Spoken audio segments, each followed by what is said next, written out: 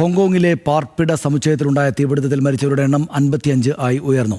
270-ലധികം പേരെ ഇനിയും കണ്ടെത്താനുണ്ട് എന്ന് അധികൃതർ വ്യക്തമാക്കിയതോടെ ഇതൊരു മഹാദുരന്തമായി മാറുമോ എന്ന ആശങ്ക ഉയർന്നിട്ടുണ്ട്. നിരവധി പേർ കെട്ടിടത്തിനുള്ളിൽ ഇപ്പോഴും കുടുങ്ങിക്കിടക്കുകയാണ്. രക്ഷാപ്രവർത്തനം ഇപ്പോഴും തുടരുകയുമാണ്.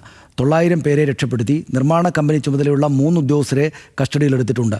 ദുരന്തത്തെ തുടർന്ന് പ്രവിശ്യാ തെരഞ്ഞെടുപ്പിന്റെ പ്രചാരണവും നിർത്തിവെച്ചിരിക്കുകയാണ്.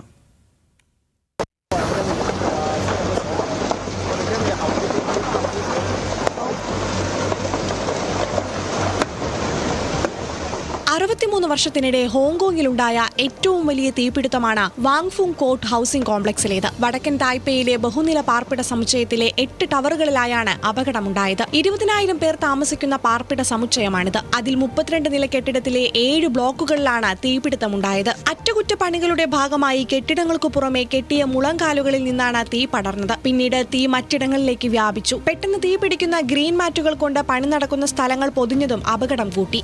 ലെവൽ 5 തീപിടുത്തമായി പരിഗണിച്ചാണ് സംഭവസ്ഥലത്ത് ഇപ്പോൾ രക്ഷാപ്രവർത്തനം തുടരുന്നത്. കെട്ടിടത്തിനുള്ളിലെ ചൂടും പുകയും രക്ഷാപ്രവർത്തനത്തിന് വെല്ലുവിളിയായി. കെട്ടിടത്തിന്റെ നവീകരണത്തിനായി ഉപയോഗിച്ച സാമഗ്രികൾ അധികൃതർ പരിശോധിച്ചു. സുരക്ഷാ കാരണങ്ങളാൽ മാർച്ചിൽ മുളയുടെ ഉപയോഗം ഘട്ടം ഘട്ടമായി നിർത്തലാക്കുമെന്ന് സർക്കാർ പറഞ്ഞിരുന്നു. ഇത്തരം അപകടങ്ങൾ കാരണം 2018 മുതൽ കുറഞ്ഞത് 23 പേരെങ്കിലും ഹോങ്കോങ്ങിൽ മരിച്ചിട്ടുണ്ട്. അപകടത്തിൽ അന്വേഷണം നടക്കുകയാണെന്ന് ഹോങ്കോങ് സുരക്ഷാ സെക്രട്ടറി അറിയിച്ചു. തായ്പേ ജില്ലയിലെ സ്കൂളുകൾക്ക് അവധി പ്രഖ്യാപിച്ചു. അപകടത്തെ തുടർന്ന് ഡിസംബർ 7 നടക്കേണ്ട നിയമസഭാ തെരഞ്ഞെടുപ്പ് പ്രചാരണം നിർത്തിവെച്ചു. International desk, news Malayalam.